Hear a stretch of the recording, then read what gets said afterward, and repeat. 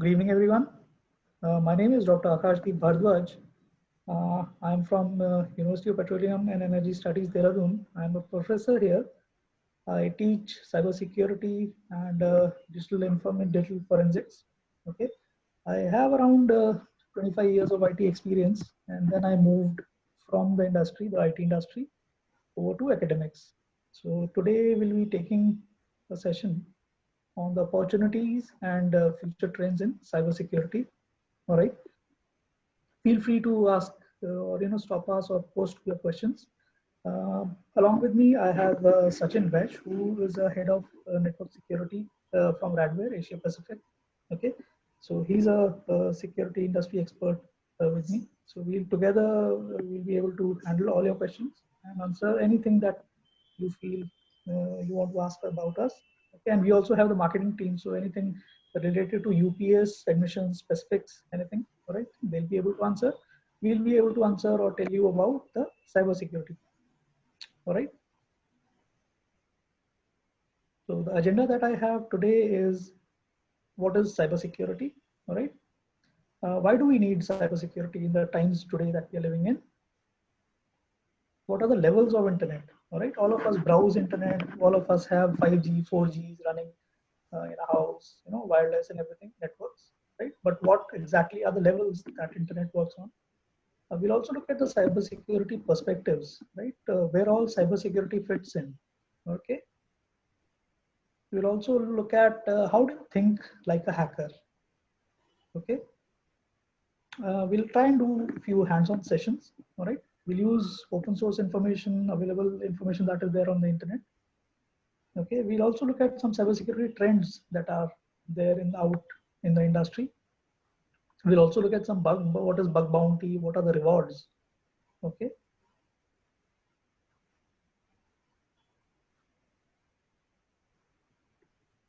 And we'll look at the cybersecurity roles and skills. So before I begin, Sachin, can you please introduce yourself and tell us a little bit about the industry that you work in?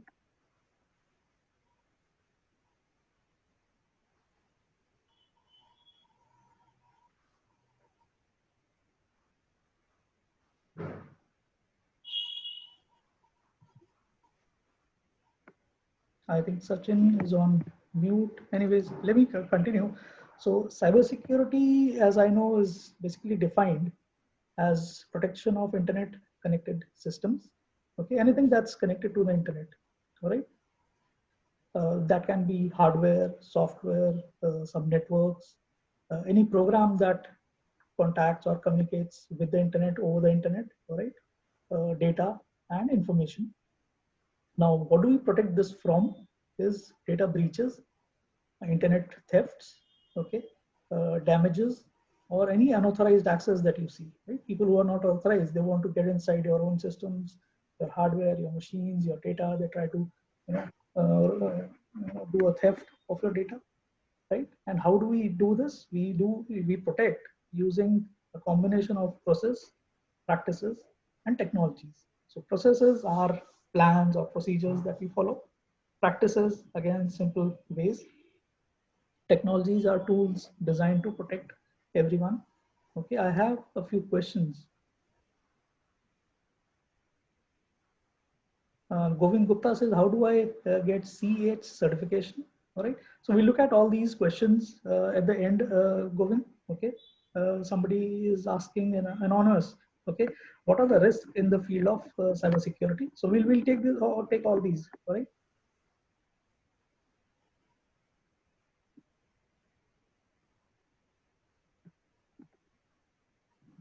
Right now, why do we need cybersecurity? Okay, so okay, Vatsal has also joined. The marketing, I would request the marketing team to elevate him so that he can get inside and speak. Sachin, are you able to hear me?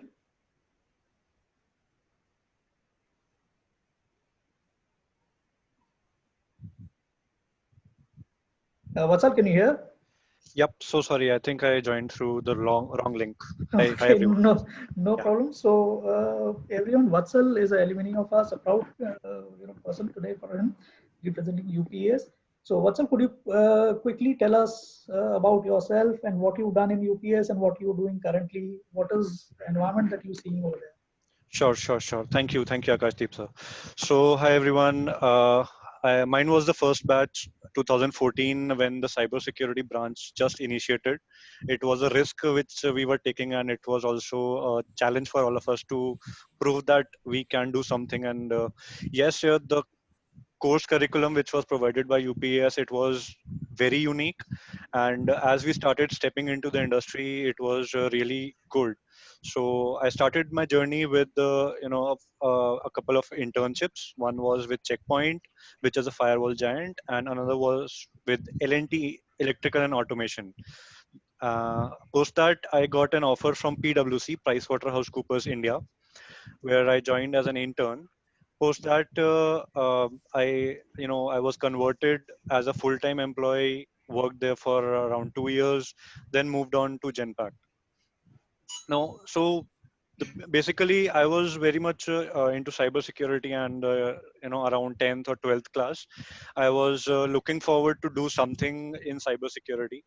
And it's strange that I never wanted to come to UPS, but once I saw that cybersecurity branch has been allocated to me, I cancelled all other admissions which I got and started with the cybersecurity domain with UPS. Uh, yeah, Akash sir, that is pretty much all for now, and the journey has been great. And the programs, the course curriculum, the syllabus which is being taught in the college is pretty much what industry needs. And we are once I stepped into the industry, I knew that the concepts which the industry is seeking are already there, or at least the basics are there with me, as compared to someone who has done basic computer science engineering without any specialization. All right. Great. That's so nice to hear, Vatsal. Sachin, can you hear us now? Yes, I can hear you now. Oh, great. So, Sachin, Vatsal just introduced us. So, can you tell us about your journey, your career? Why cybersecurity? Why not anything else? And what you're Definitely. doing, what do you do? How do you protect your clients?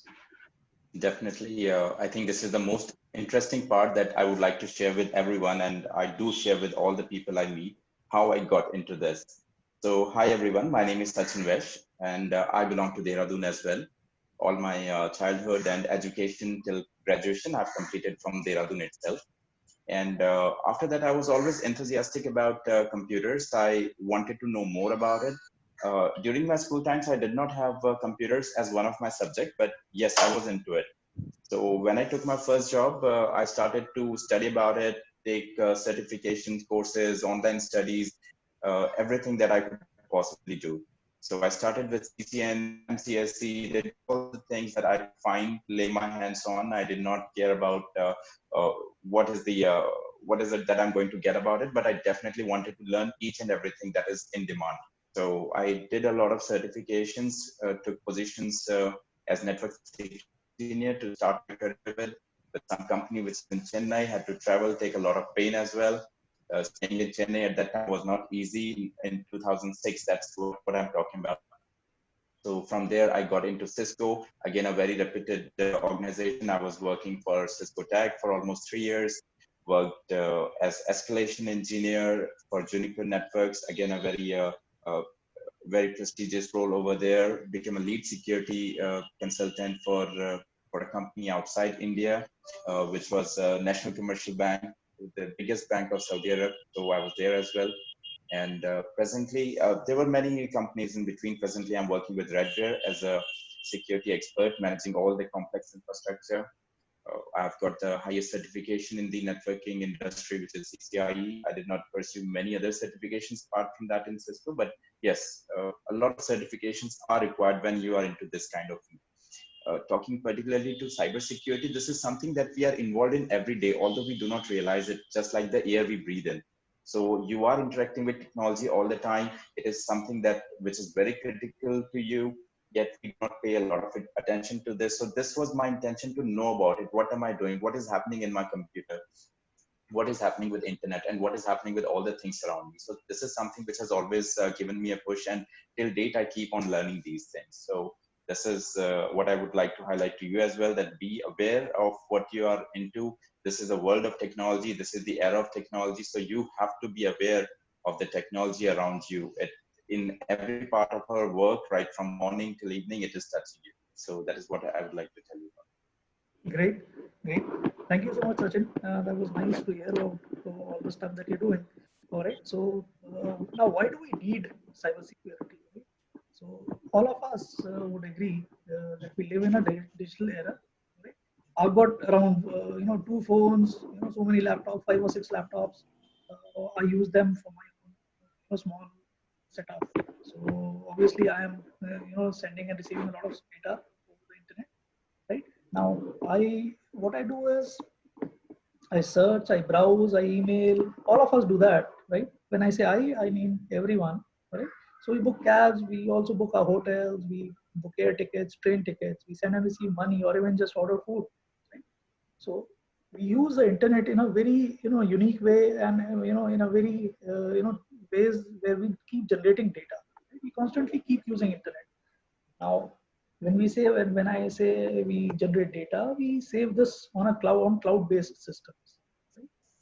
And obviously, we've got multiple devices to help us be online. But obviously, these devices are at times usually not secure and can be easily hacked. So that is where the security part comes in, right? Which is why this age, especially the one that we're living right now, is a golden age for hackers. Okay, so you've got unsecure devices, all right, which can be easily hacked, and you've got so much data being generated by people. So anyone who wants to hack or do some malicious things can easily compromise all these systems, right? So, for example, this is a machine, all right, a handheld or a laptop or a desktop, and this is a cloud-based system, right? When I say cloud-based system, it's not up in the air, right?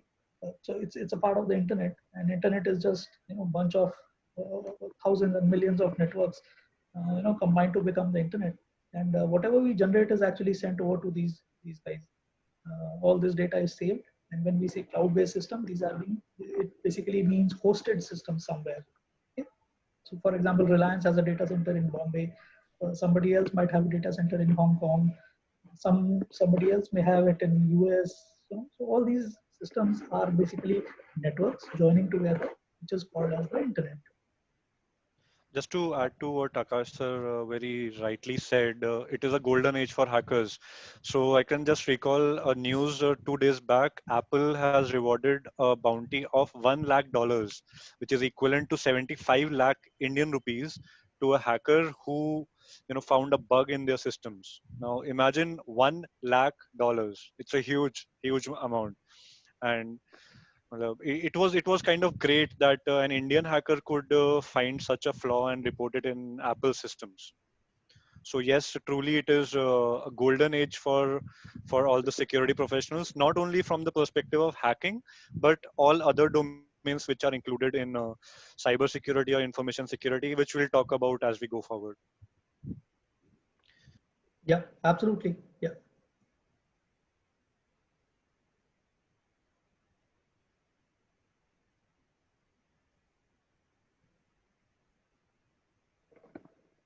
So now imagine just last year. So I have a few data that I can share with you. In 2019, on Facebook, 1 million people were actually logging in. Right? On Tinder, YouTube, so many apps. 3,90,030 apps were downloaded just from Google Play app stores. Instagram, people were tweeting a lot. Right? 1.4 million swipes were there on Twitter, on Tinder. Okay, a lot of music streams were being downloaded. Now this is happening in just 60 seconds, in 1 minute only, in 2019.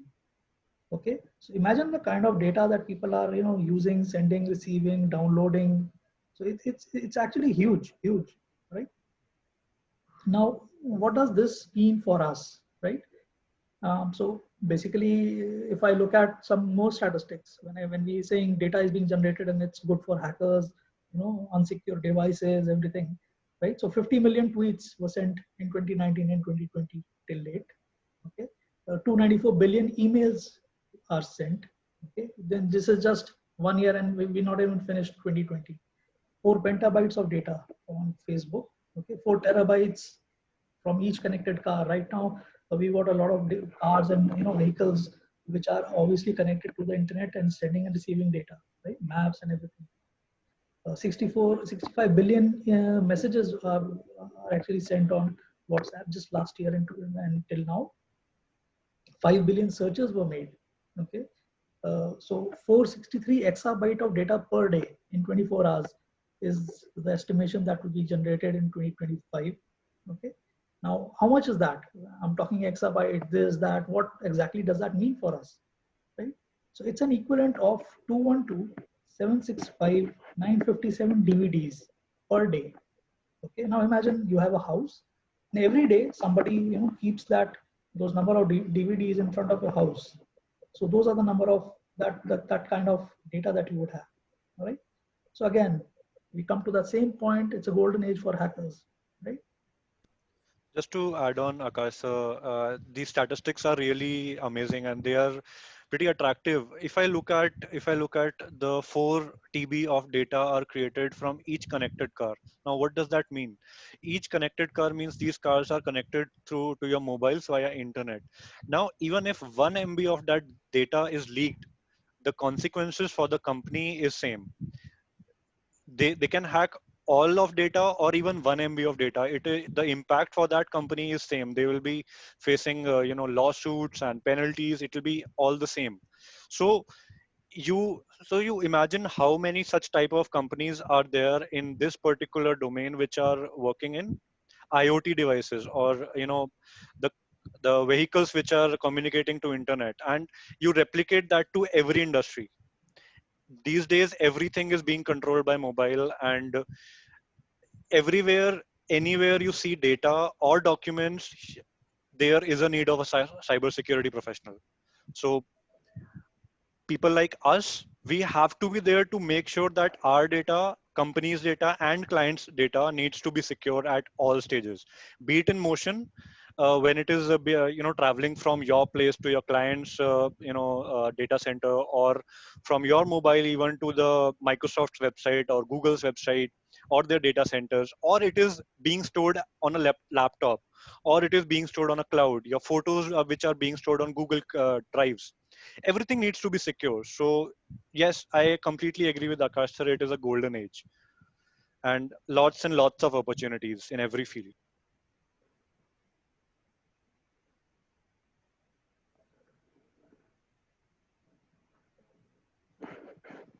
Sure, Achal. Thanks. Sachin, do you want to add anything here?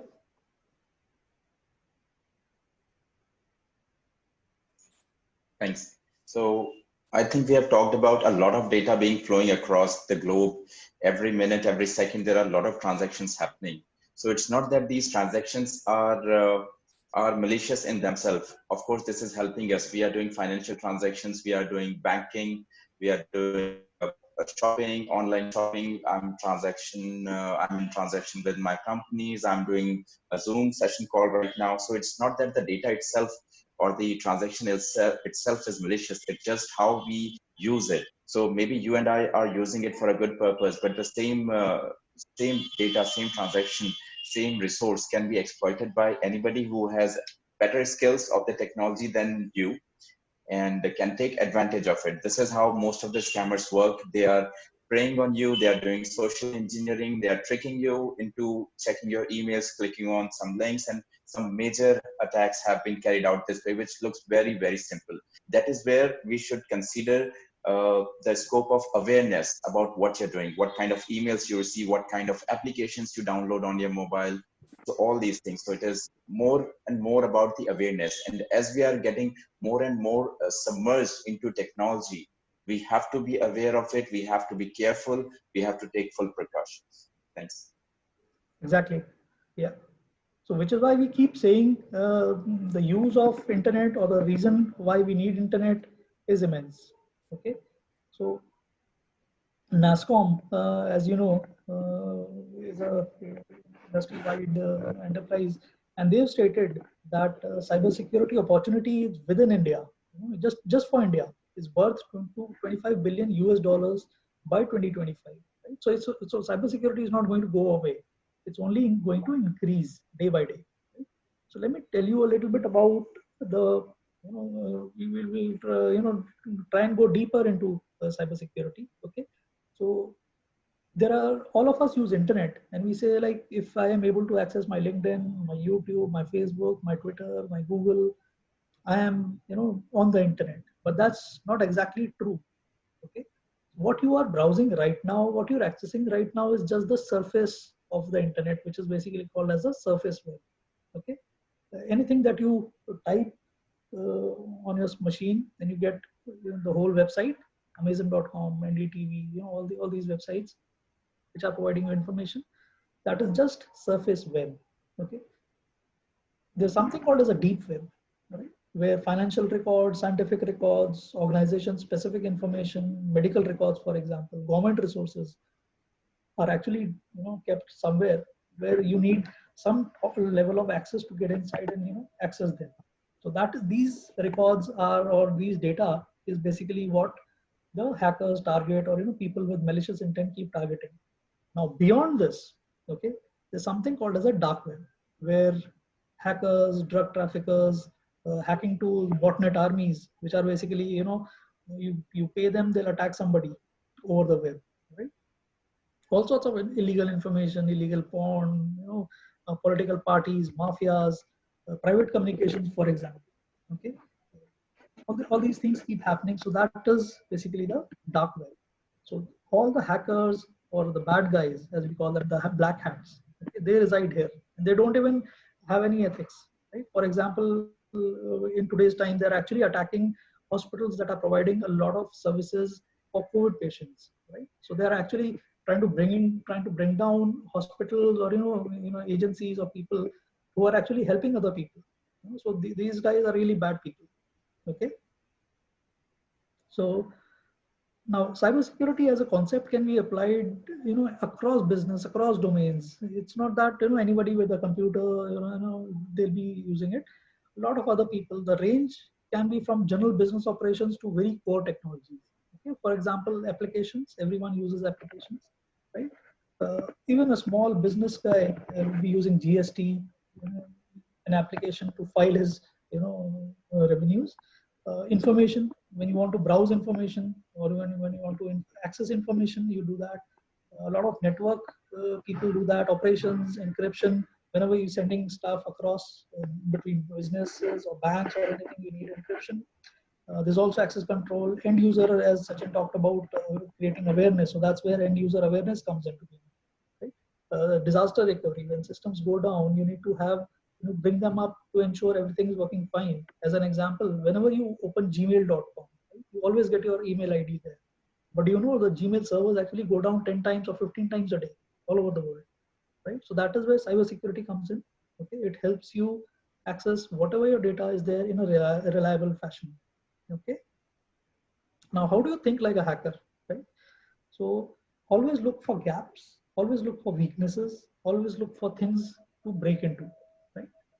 So that is, it's a mental shift that you should be doing, right? Then also there's something called as browse versus search that you should be doing. Then there's data, information, and intelligence, right?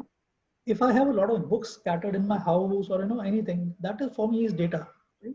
If I sort them, right, that becomes information, right? So for example, I have books in Hindi, books in Spanish, or physics books, or computer science books. That becomes information, right?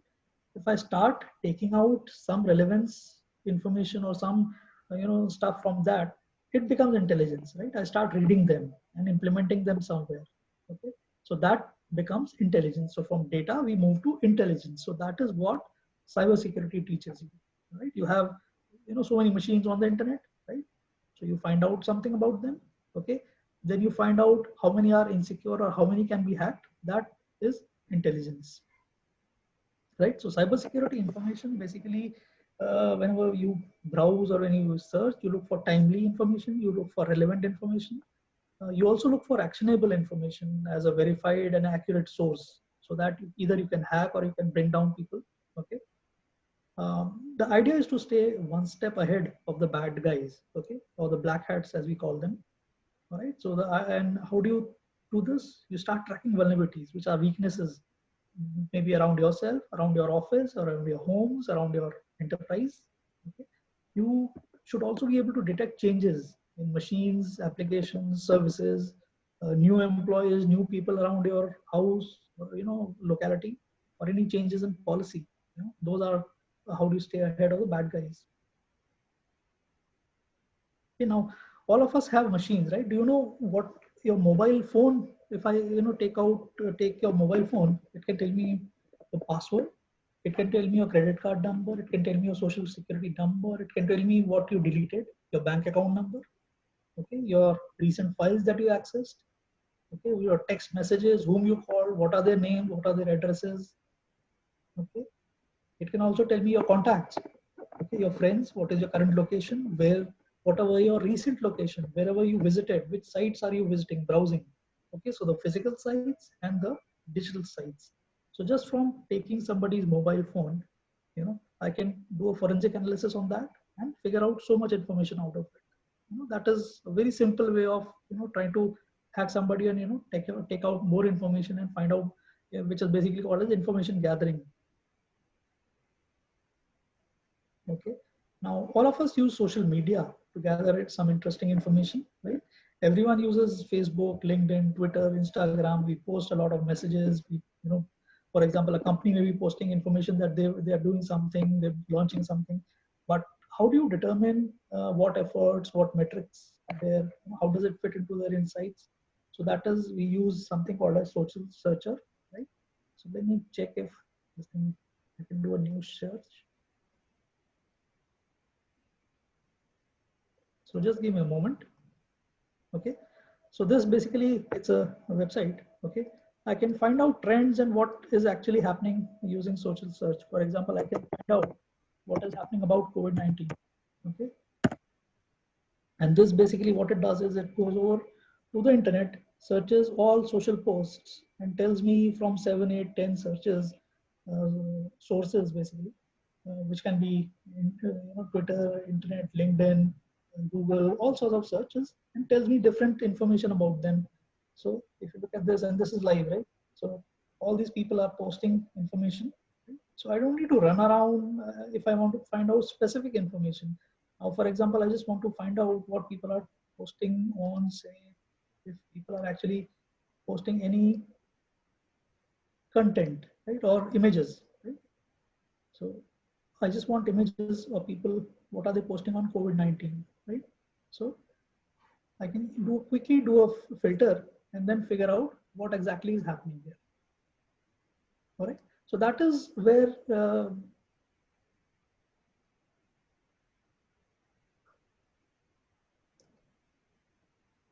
cybersecurity comes in, right? So there are a lot of tools like this which you can use. There's another website called Having Pond, right? So, and this website, if you enter your password, it tells you if it has been compromised or not. Okay.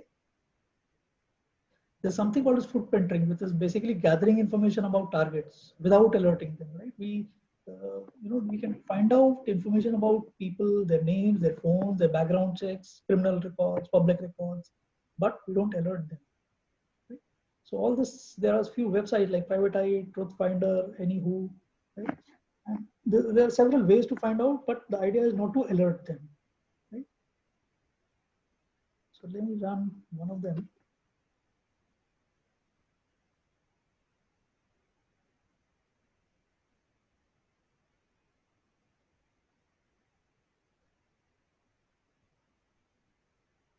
All right. So I can do a search on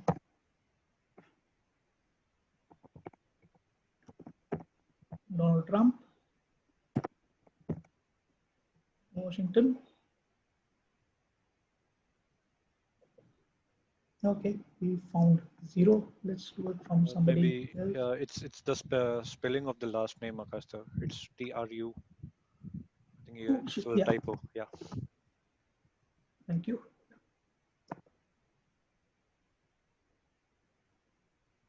They might have blocked it or something, so it can happen. 0. Anyone else can suggest a name? I can do a search quickly and tell you. Narendra You Modi, can search maybe. yours. Yeah. Or you can Which search one? yours. Yeah. Maybe PM Modi could give us good results.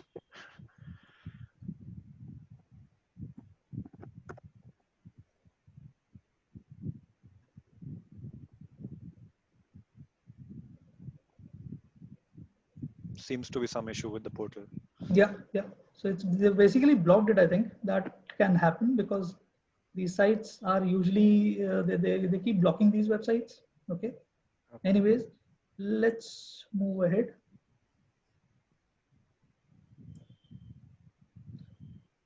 Now there are tools to find unsecure devices on the internet. For example, I buy a phone or say a Wi-Fi, and I quickly deploy it, happily connect it. So there are search engines which can actually tell me what exactly is going on, which you know system can be hacked. So there's a website called Shodan.com, right? So I can find out if somebody is using Windows 7. Now, as we know, Windows 7 is a Microsoft operating system, and they've stopped supporting it basically.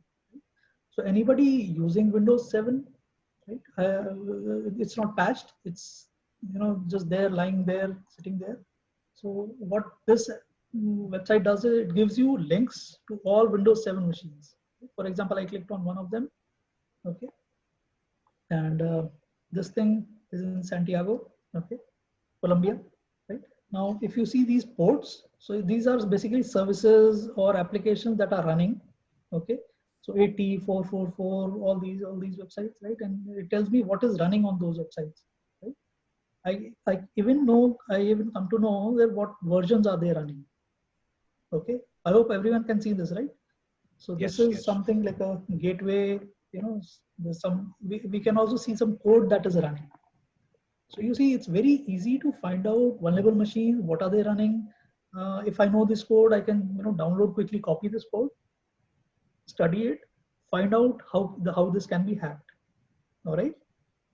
So if you look, Just to add on, Akash sir, so while Akash sir is rightly showing that how a hacker can actually get information and use it against you, while working in the industry or trying to secure one of your clients or maybe your own company, you might want to make sure that none of your machines are running on Windows 7 or any Windows which is end of support or end of life. So these websites can actually help you as well to understand that what vulnerabilities have been discovered and what needs to be there in your environment and what needs to be removed immediately. So yes, thinking from a hacker's mind will help you on how to remediate the vulnerabilities. But I was Akash sir, I was just going through the questions, and there are pretty interesting questions in the chat in the Q&A section. One of it was, are we only going to be ethical hackers if we are cybersecurity officers? So no, you will not only be ethical hackers. There is much more to cybersecurity than ethical hacking.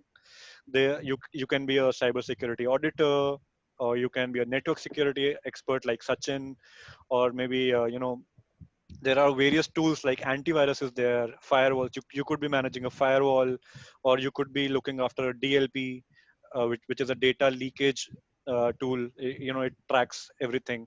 Or you could be working in a SOC, security operations center. It's a huge room, LCDs all around, and you get to know each and everything what is happening inside your network. So yes, you're not restricted only to being an ethical hacker. Sachin sir. yeah, Sachin Uh, can add on to that. Yeah. Definitely. What Witzel just said is how to begin your career with. So definitely there are a lot of interesting areas where you can gain your expertise, gain a lot of work experience.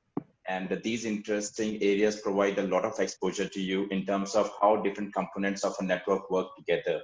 What are the different tools? What are the different industry standard? All those things. But your growth doesn't stop really over there. So there are very interesting positions. You can be a CISO, which is Chief Information Security Officer. You can be a CIO. You can be a CTO as well. You can be a manager or a product head. You can be a development lead. You can be anything. So the growth is not limited to these positions only, but like any other organization or any other field, it keeps on increasing with your experience, with your own personal capabilities, plus the talent that you will demonstrate over your working career. So the possibilities are endless.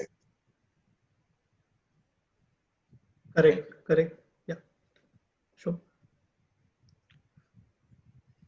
Thanks, Ajay. So you see, it depends on you, right? How much your passion, how much you want to learn, how much you want to deploy and use that information, right?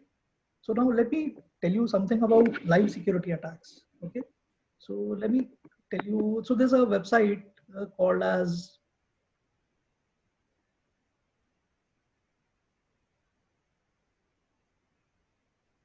Looking Glass. Okay, now what you're looking at right now is a threat map. So this is basically showing you live attacks that are happening, right?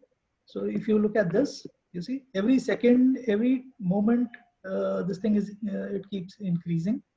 Okay, so let me hide the statistics and show you just the world map. Okay, so the dots that you see, okay, so these are all attacks that are happening right now. These are machines owned by people, okay, and hackers have controlled their machine. Okay, they've deployed some malware, something on their devices, unsecure devices that we told you about, and they are being used to attack others. Now, as we know, if you look at this area, right, Israel, Russia, China, right, Taiwan, a little bit of this area. A lot of hackers actually reside over here. Okay, even in this region, right? A bit of Europe, for example, right? But you'll see a very little activity happening here. Most of the stuff is happening over here, right? That's primarily because it's day right now, and Dubai is still waking up. America is almost asleep. Right? So over here you see so many attacks being happening. Now these are from machines which are controlled by others. For example, I clicked on one of them. So there's a machine in Patiala. Okay, Sality is the attack vector, as we call it, or a malware that is running on this machine. Right, BSNL is using a BSNL internet service, and this machine he doesn't even know, and it is being used to attack others. Right, so that is how you can find out, and these are live attacks. Okay, for example, Bhopal, Reliance Jio. Okay, somebody's machine is being controlled by Jio, and let's look at the statistics, right?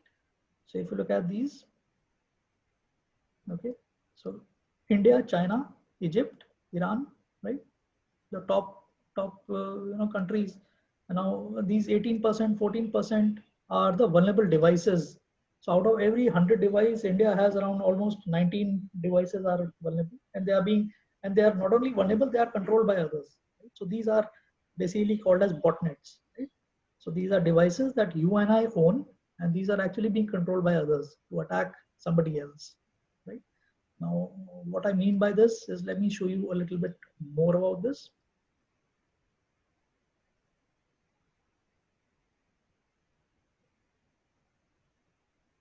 And it's pretty interesting actually when you look at the stuff. So Sachin can talk more about this. This is his domain.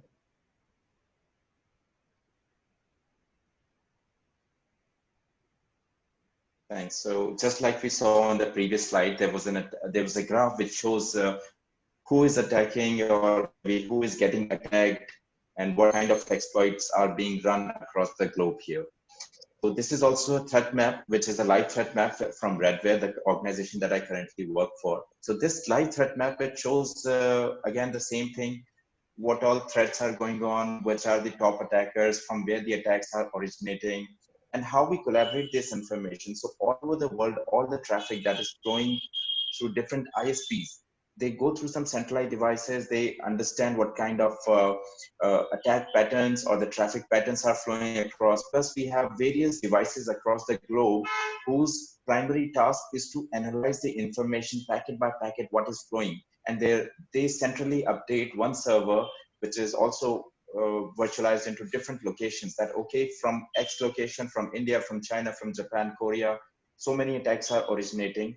And here we can see these attacks are not just, you do not imagine that there are people who are waiting, who are awake right now on the computers, and they're trying to attack you. No, it is not like that. it is very, very simple and easy nowadays. These people have automated scripts. They have computers running on their own 24/7.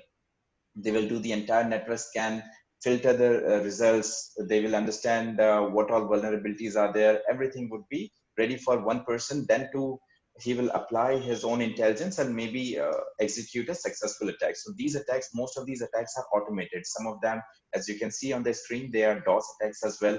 So one person, individual person does not carry these attacks. So on the right hand side, I don't see the screen here, but on the right hand side, if you can see, it tells you which all countries are there.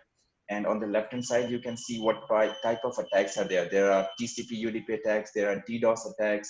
So all the attacks, every time they are flowing through the internet, and this is how these results are captured here. So if we say that we are secure, no. Every time there are hundreds of scans going all over the internet, and they track your IP address range and they scan everything. So everything is there. So these are again from a different vendor, which is Checkpoint. They have a similar graph as well to show. And almost if you compare the results from different vendors, this will almost be the same, because they rely sometime partially on their own technology feeds, sometime on a global standard feed. So more or less the graphs would be same. The major thing to take from here is nobody is safe, and everybody has to protect himself. Thank you. Yeah, exactly, Sachin. So primarily, so when Sachin touched about nobody is safe.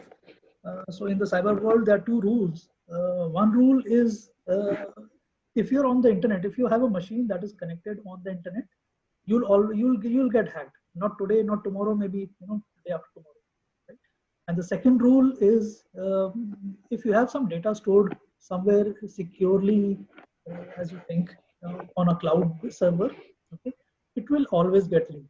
So there's no way you can actually say that I have my data and I am very secure. Now let's look at quickly. We're running short on time because we want to take more and more questions from you. So I'll quickly tell you the trends that we are looking at, and this will answer most of your questions now. So the trends that are that we're looking at is email and phishing attacks are they're just jumping up and escalating as we speak. There's a lot of skill and capacity building to be done. There's a lot of gaps. We don't have enough people in cybersecurity. IoT security, which is Internet of Things, right? And the security part of it is going to hit us very badly. And then the attacks that are happening right now on machines and devices, or people's mobiles, will start happening on Internet of Things devices. Like smart cities are coming up, smart devices, smartphones. It'll move that way, right? Some of the new domains that are coming up is driverless cars, drones, right? Threat hunting is again a new field that is coming up. Use of artificial intelligence and machine learning is also coming up. New attacks are coming up where crypto mining and state-sponsored cyber warfare is coming up. So there's an IC2 2019 report that says 4.07 million unfulfilled positions are there. There's a shortage of people, and the workforce is supposed to grow by 145%. So huge opportunity to get into cybersecurity right now. When we compare with other people, right, other domains, engineering, hardware, infra, virtualization, they're growing at a standard, pace of 23%, 5%, 20%. But cyber is actually growing and jumping up by 145%. Okay, now, what you see right now is a demand and supply gap, a worldwide spike. So again, 145, 150%. What you see is job postings versus the number of job seekers, right? So a lot of companies already have the job postings and job seekers, but if you look at India, right, look at the number of postings or the jobs available and the number of job seekers, right? So there's a huge difference, and this is just in last 2 years, right? And this is only increasing. So anybody who gets certified, who gets who learns about cybersecurity now, so within 4 or 5 years, it's going to be huge. Okay. Now, when we touched upon various roles that we can play, and so I can see some of the questions here also. So you can be a security analyst, you can be a specialist, you can be an engineer, you can be a compliance analyst, somebody who looks at logs and what you're following, what your process are following, whether you are compliant or not. Okay. You can also be a SOC analyst, which is a security operations center analyst who looks at all these, Sachin talked about the attacks. So SOC analyst looks at these attacks and tells you, what action should be taken. Then you have intrusion detection analyst also. When there is an attack and you have hackers coming into your systems, you start looking at intrusion attacks. You can have risk analysts, ISO, information assurance officers, or threat hunters. Okay, threat hunters basically means going after the bad guys, right? So those are basically threat hunters. Vulnerability analyst, people who look at applications, servers, devices, and tell you what is wrong with them and how do you secure them. So these are some of the roles that are available. When we talk about some more things that we can find out, so encryption experts, cyber defense incident responders, right? For some forensics experts, like people who look at what has. So for example, there's a breach, there's an attack already done, okay, and you need some investigation to be done. So forensics, the team comes into being. Okay, they do investigations, figure out how it happened, what loss was done. Okay. So And just then to add cyber, to the forensics yeah, part, sorry to sure. speak in between, sir. So forensics is a very interesting domain in cybersecurity. Let's try to understand what forensics is a bit more. Every one of us has seen that famous show CID, right? There was a doctor who used to do forensics on humans. Now, cyber forensics is the same kind of activity which is being done on computers. So extracting all the data so that you can help in investigation. And trust me guys, when I was studying in college, we the college actually procured some hands-on tools which were worth way too much, and we actually did a hands-on on the industry standard tools on how to do a forensics, how to you know image a system and how to get logs from it. All these things, they are very fascinating and they are very interesting as well. Yeah, absolutely. For example, if you're running, if you're accessing a website, I can use forensics tools to find out what you accessed from your RAM, even though you may have not accessed it from your memory. Okay, from the computer's memory, I can figure out what happened, where you did, what all were you accessing, what photographs, or what where you were actually going. Yeah. actually and an interesting fact is that even when you delete something from your laptop or your mobile, it can be recovered, and it can be recovered to such an extent that even a fully formatted drive uh, can be recovered with 100% data. So if you think that you have deleted something and it has been sold off, then the person still have the ability to recover all that data and use it. Yep, exactly. Yeah. So it's a very dangerous world, and nothing is safe. So, but then again, it is very interesting. So, cybercrime investigators, support specialists, cyber operators, system testers, right, who test and try to hack down machines. So that is what the role UPS provides you with. So, and what do you need? You need technical skills, you need system operation skills, you need networking skills, OS skills, a bit of programming skills, scripting, database. Web, you need to know how web applications or websites work. You need a bit of non-technical skills as well, problem solving skills. You need a lot of patience, and you need soft skills. So all these skills, if you can combine, you become a good cybersecurity expert. Okay. I'll tell you about bug bounty, right? So now a lot of organizations give you rewards. They offer, so bounty is like, you kill somebody, you get a bounty. Okay. So bug bounty is basically is done by organizations when they release their operating systems, machines, applications, devices out in the big bad world. They release it and then tell you, anyone who can hack us, we will give you money, and it's official, right? So if you look at this remote code execution, loss of privileges, authentication bypass, all these are vulnerabilities and these are rewards. So $1,000, people actually get that. Okay.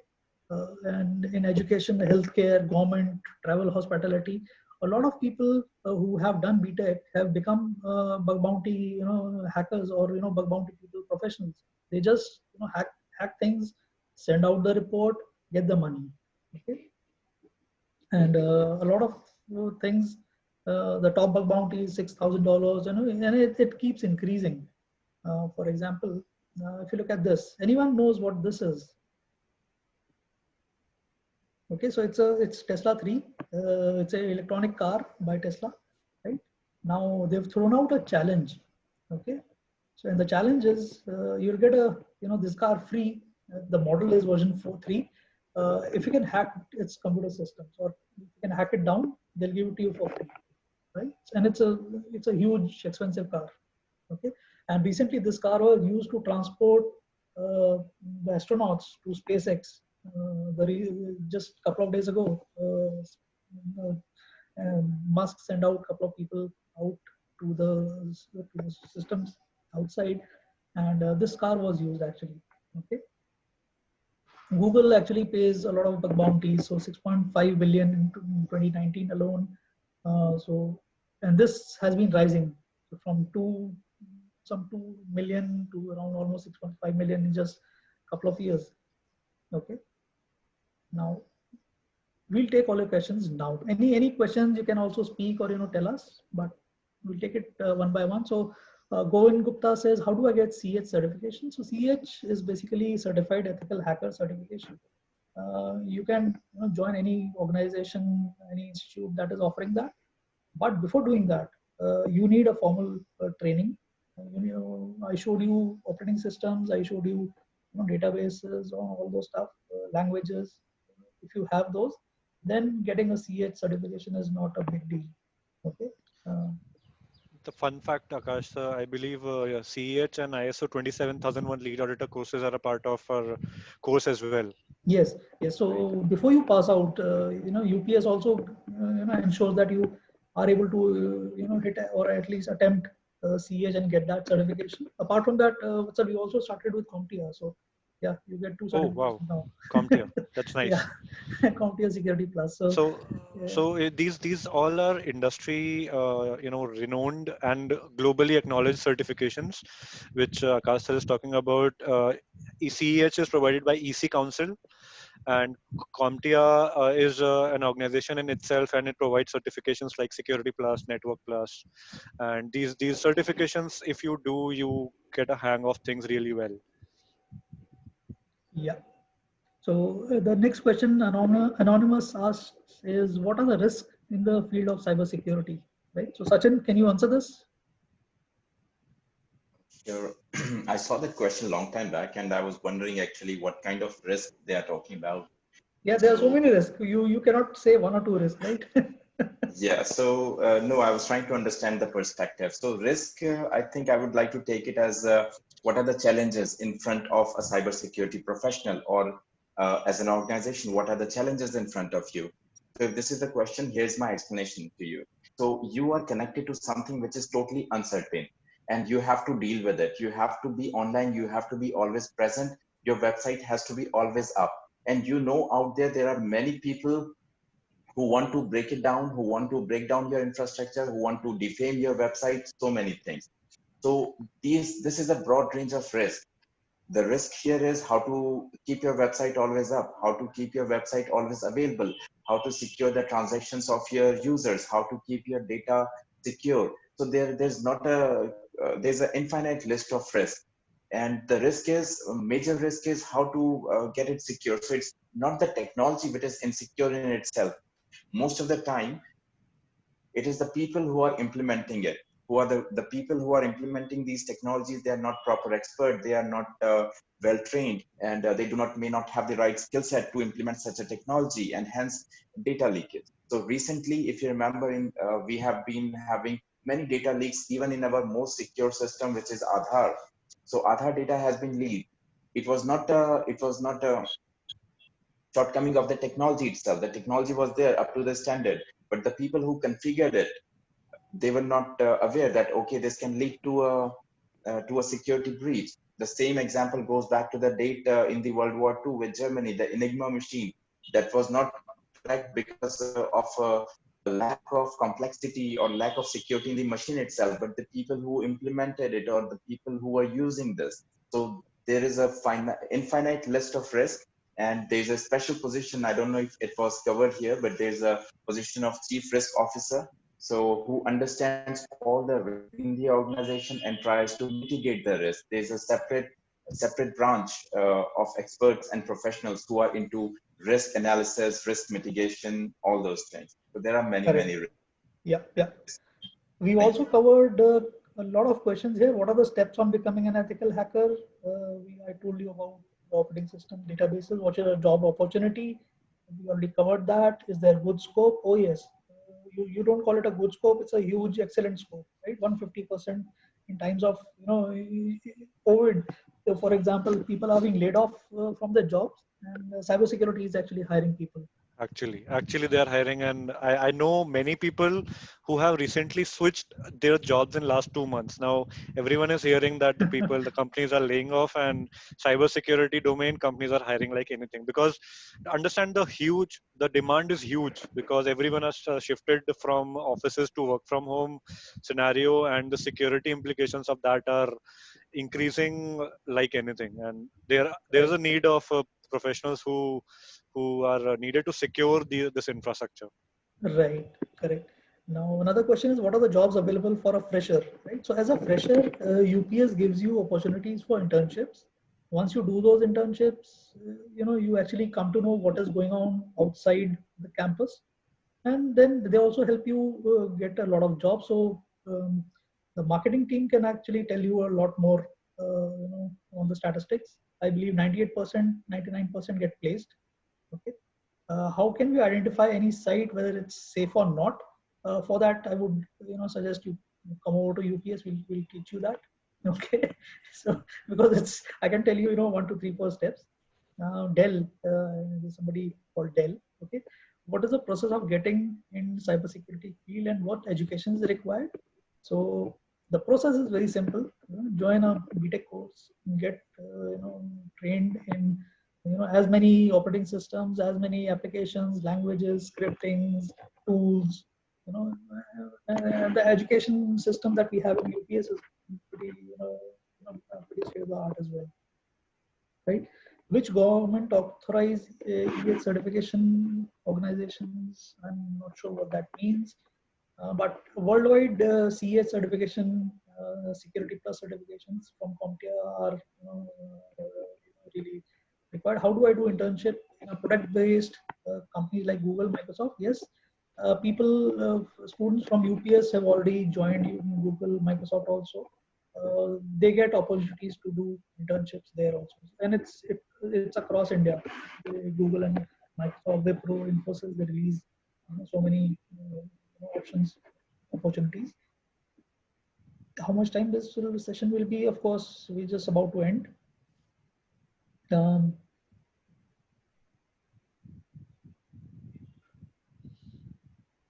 What is the difference between cybersecurity and big data specialization? So, Vatsal, can you take this on? Sure. So first, let's understand what is big data. Big data is a huge amount of data. In layman terms, it's a huge amount of data which is being produced by, systems like ATMs or aeronautics or aerospace industry. They are producing huge amount of data. So while I will say that these are two very separate specializations, but they are intermingled at all times, because if the data which you are going to analyze and take some decisions on is not secure, and if a hacker like me gets into that data and modifies the data, your entire analysis goes wrong. So securing that big data from the point of its origin till the point it is analyzed and made into a report, till the time it is made visible to everyone, even if a report which has been made and is not yet disclosed to everyone is should be kept safe. Because okay, let's take an example of an automobile company, say Maruti India. If they made a design and it was being pushed into production and it leaks, the competitors can take advantage of that design and make their designs or plans accordingly. So this is why every kind of data, be it in the initial raw form or the process information, should be protected. This is how big data and cybersecurity are intermingled but completely different. I hope that answers. Sure. Thanks, Vatsal. Um, Regarding the admission, I suggest you contact the marketing team. They can easily guide you. There are a couple of questions on admission. Another question is, what field within cybersecurity is considered to have the highest demand in the tech market or even secret service agencies, right? So you see, it's a very dynamic world. The technology typically in cybersecurity changes every 3 years, 4 years. So if you join a course today and pass out after 4 years, the technology might have changed, right? But the evergreen field, as we know, has become cybersecurity. So earlier it used to be devices, machines, people's laptops. Then it went on to be, hacking machines or servers, web servers. Now it is moving towards IoT security or Internet of Things security, right? So for example, drone security. A lot of people have started using drones, and they send the feed, the streams back to the agencies. So malicious people can still get inside, change the feeds as well. Okay. The couple of what are the types of cybersecurity? I'm not sure what exactly is being asked about here. What are the benefits of CTFs? Okay, so CTFs is capture the flag, which is basically I showed you about bug bounty. So those I showed you the amount of dollars you get. So those are the benefits. Not to mention, you get a lot of commendations worldwide also. Any other questions that I can see? Most of them are, just what we already answered.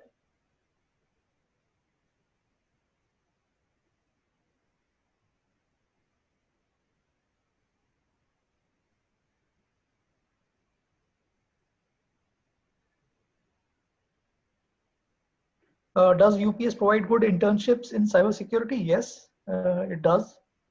You can have the details from the marketing team. Can I get a certificate? Tana Khatum says, I'm not sure what certificate you're talking about. From where can we learn hacking at an early age? So there are a lot of free open source, sources available to learn hacking, but having a formal education is always, Yeah, just to add on to this question, Akash, learning hacking is not something which is yeah. The end target, or it should not be the end target, because you learn hacking, then what? You can hack a few systems, but knowing the non-technical side of it is equally important, because if you, let's say you hack some website or you find a bug in some website, what will you do with that? You will have to make a formal report. You will have to articulate the different risk which it is, which that bug has, and how to close that risk. You also need to understand that how to remediate one particular thing which allowed you to hack that particular website. So learning hacking is not the only thing, but to secure is equally important. You should Sure, be sir. aware. You Yeah, should be aware exactly. that how to secure a website rather than hacking it. Yeah, yeah.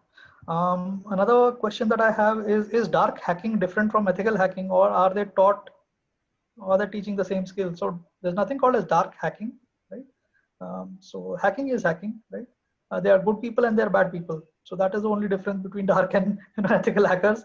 The intent is the same, but the ethical hackers hack and then tell what the problems are, what the vulnerabilities are, and the idea is to protect people or to protect systems.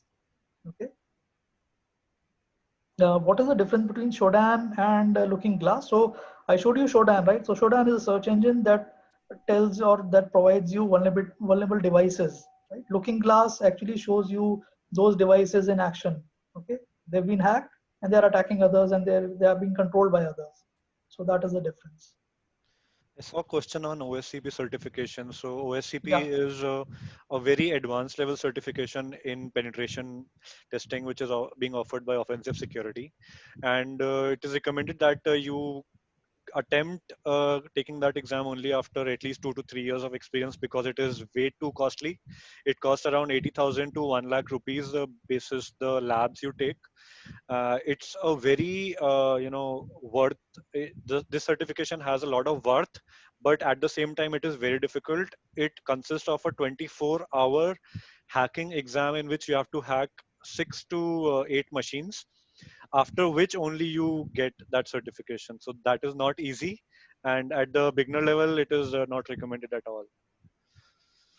Yeah, exactly. And so cybersecurity is not easy, but then somebody who has passion, who wants to learn, who wants to grow, it'll be easy for him, right? Actually, It only depends on your aptitude, on your attitude, how much you want to learn and how much you want to stretch yourself. right.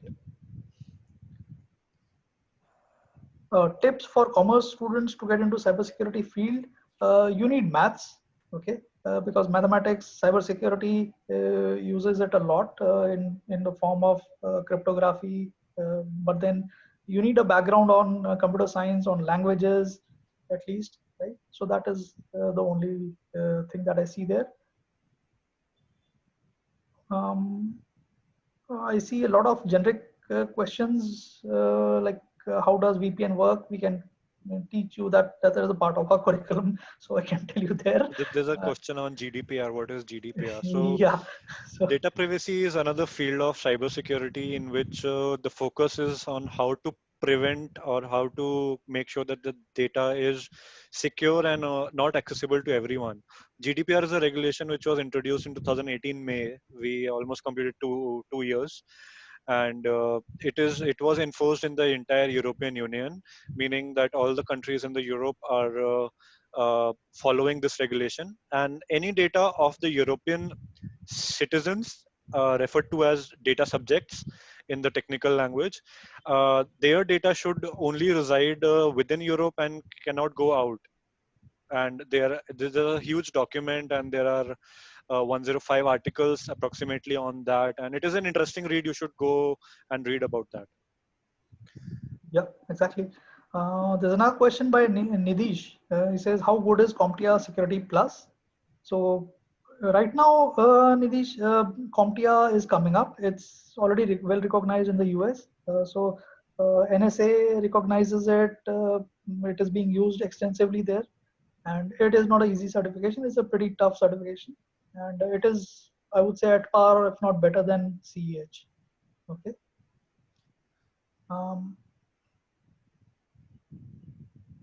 I see a question: in which city of India are more cybersecurity jobs present?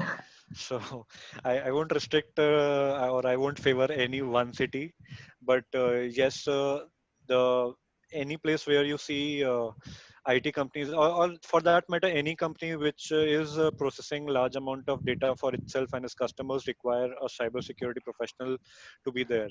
So it is not about the city, but it's about the presence of the company. Yeah, exactly.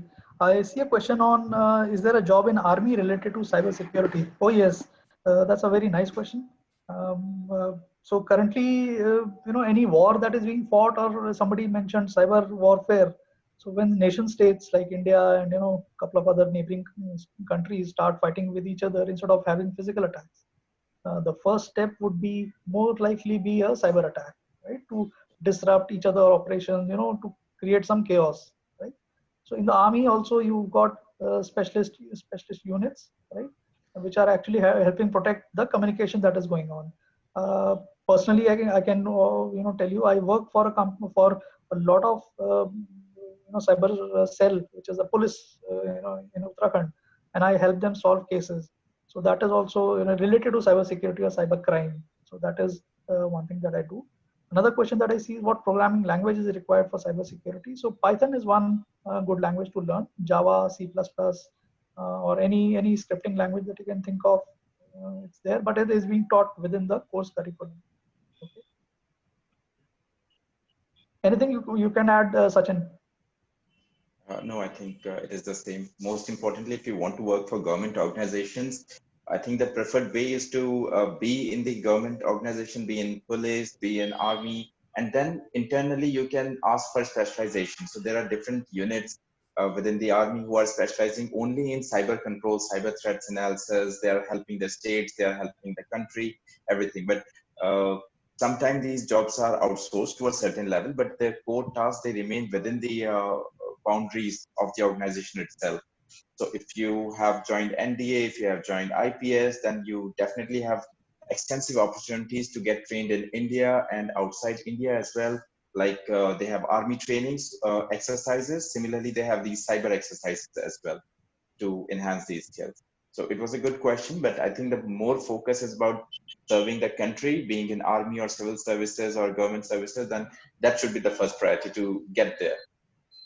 Thanks. Right. Nitin asks if there was a news that Zoom is the biggest security breach in India.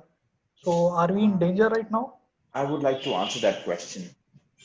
So of course, there are a lot of things that you will see uh, are at risk, have been hacked, is prone to threat. You will hear all these every time. It's just like walking on the road.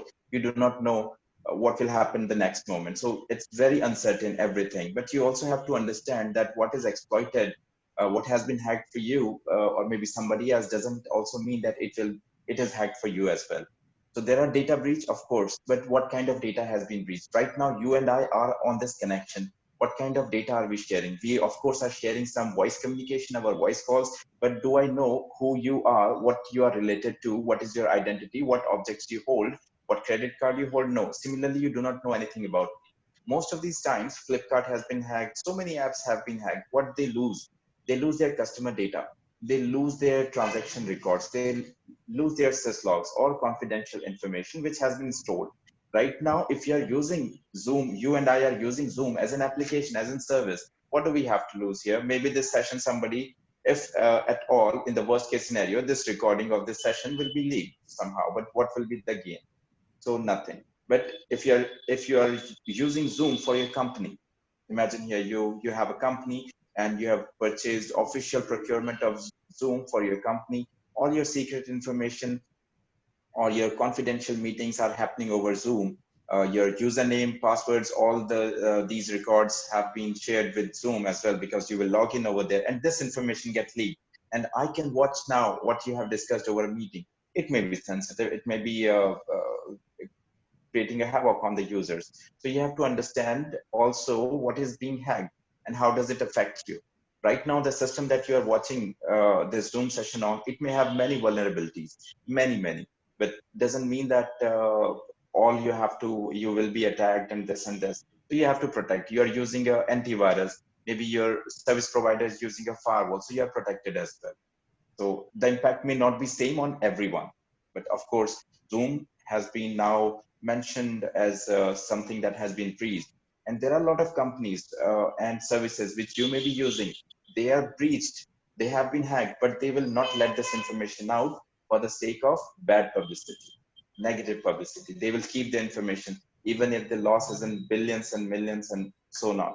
So this information will not be shared. So again, everything comes down to your individual awareness, how aware you are, how you're using it, what security, what information you're risking. So you have to take care of this. Correct. Yeah. There's another nice question that says, even after decades of internet was introduced, why is there a lack of white hat hackers, right?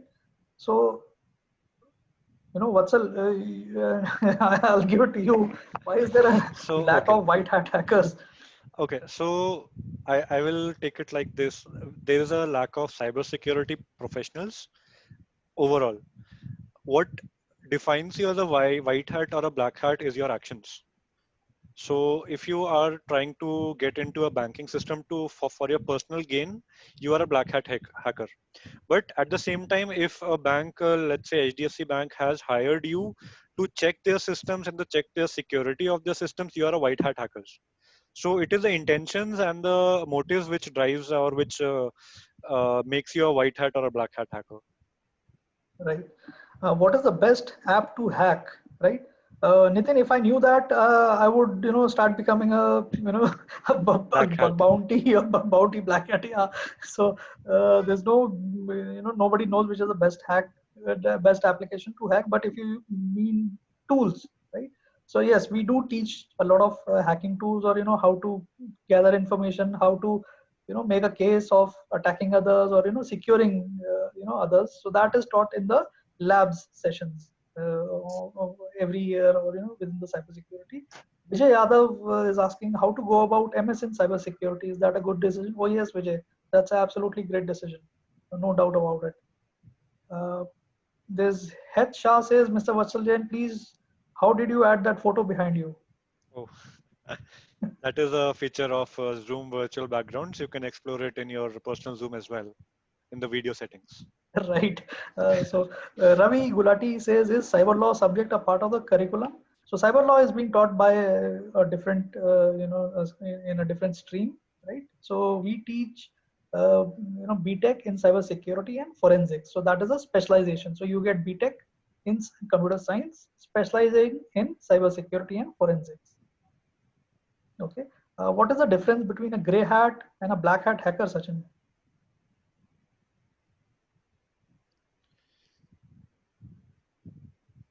I think your mic is muted, Sachin. All right, Vatsal, you can take that on. Sure. So again, it is the intention. So me working at night and stealing some money is a black hat hacker, and trying to secure the same system in the morning is a white hat hacker. Combined together, I am a gray hat hacker. So depending on money or depending on the benefits, Vatsal becomes a gray hat or a black hat or a white hat. So that is it basically, hackers. That is what everyone does. Right.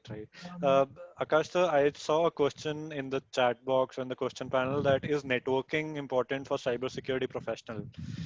It's asked by Ravi Gulati. Yes, buddy, it is very much important. And for everyone who is listening this, you should be very firm on your networking basics.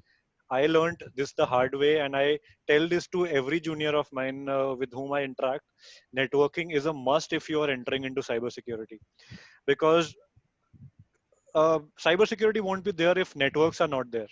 We are at the end trying to secure network which is residing in the network, within the network somewhere. Either it is at rest or in motion. So if you don't know networking, you won't be a very good cybersecurity professional, because you won't know how to, secure the data actually. And I think Sachin can add to Yeah, this with I his mean, expertise. Sachin holds the world's top, the most highest level, that you can imagine the certification that Sachin has. Yeah, Sachin. Not so much. So there are different level of certifications which you can achieve in this industry, depending on the field that you have chosen. So suppose you want to go in the field of risk analysis, you can be a chief risk officer. There are different certifications of that. If you want to, first of all, start with networking, which is the fundamental. So again, in networking, there can be different fields. There can be security, there can be routing switching, there can be wireless, there can be voice, so many different things.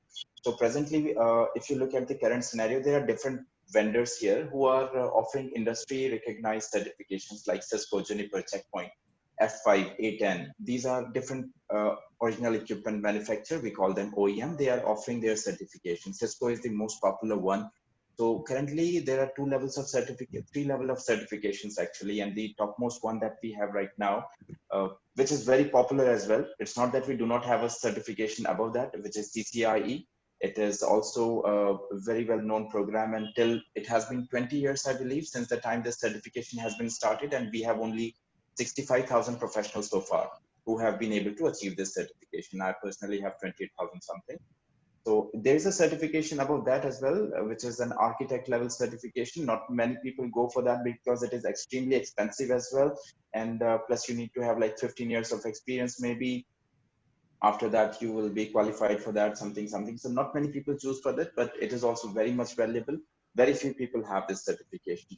So talking about certifications, there are so many certifications that you can do, and it personally adds to value to your resume, to your skills, which you can demonstrate. So keep going about certifications, do the certification, a bachelor level degree program here. It's extremely useful to kickstart your career as you take your professional roles. Then take initial certifications, CES, CHF5, which is Forensic Certified Hacking Forensic Investigator, and can then keep moving to different products, and then product neutral certifications as well. So many certifications are there on the line for you. Thanks. Yep, exactly. Tarun is asking how to identify if a personal mobile phone is hacked or not. Okay, so I think identifying is a very a complex task to identify. Like, how do you want to identify? You'll definitely not be able to take the mobile phone in your hand and tell that, okay, this phone looks hacked. It won't happen, right? So if you want to know if a system is hacked or compromised or not, you have to see how the system is behaving. Let's say, for example, I talk about your computer. If I see that your computer has been hacked or not, I'll have to see what are the background services are running on your laptop. Do all these services look appropriate or malicious? It can be that there's a malicious service that I can easily identify that is running on your laptop, but I still cannot be sure. Then I'll have to see what kind of activities this laptop or this machine is performing. Is it trying to initiate some connection outside, or maybe trying to upload some information, or it gets activated at certain points of time? So I'll have to identify the pattern, the trend, where you're trying to connect, on what ports you're trying to connect. So there is a complexity, there's a pattern analysis, what kind of data you are trying to communicate, what protocols you're trying to communicate. On the basis of this, I will match it with some existing trends if I know, or maybe a new attack which has compromised your system. So it is not a straightforward answer that how do I know it is hacked. There are some viruses which are very much obvious. Like a long time back in the year 2005 or 6, there was a virus by the name of Flickr. So if you have that virus, or you have some maybe email bombs, it will give obvious instruction. Basically, it will shout on you that, okay, you are hacked now, right? So apart from this, you cannot tell that if I'm hacked or not, unless you investigate thoroughly. Yeah, exactly. And for example, if you wake up in the morning and you find all your data content is gone, right? So that's a very simple way of understanding that somebody else was using your phone, and that is a very basic way of thinking that your phone is already hacked. So should I get a certification before BTech final year? So UPS already is working or has collaborations with a lot of organizations, industry certifications. They give you at least 2, right? You have an option of going into auditing or into ethical hacking. Apart from that, we've also recently brought in CompTIA Security Plus, so it's already there. Okay. Any other schemes or any other questions that you can pose before we close this, because we've already overshot the time, I guess.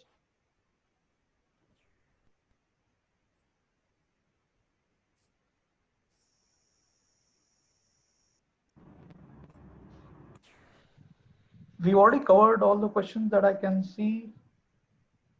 Anything else? Anyone else wants to know anything finally?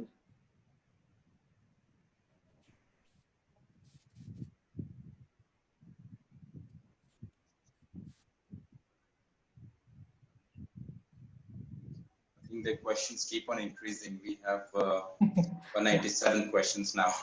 Yeah. So is there a device which we can get into internet without Wi-Fi mobile data? So basically what you are saying is you don't want to spend your data content, use somebody else's Wi-Fi and then get into the internet. No, there's no device as such. You need to buy data content and then start browsing. Right? I think he's trying to ask about Wi-Fi hacking or eavesdropping.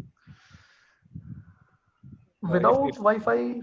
If that is the case, so if you're trying to steal someone's data, that is, firstly, it is unethical. If caught, you will be sentenced. You might be sent in jail, and it's part of cyber. You should not be doing that. But yes, there are techniques which can be used to get into someone else's Wi-Fi and use that data.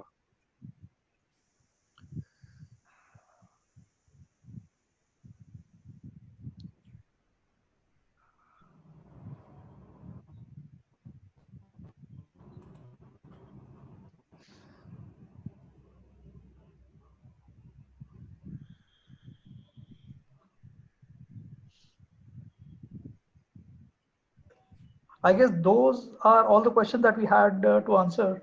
So anything else, you can always contact the marketing team and they can get back to you. All right. So thank you, Sachin. Thank you, Vatsal.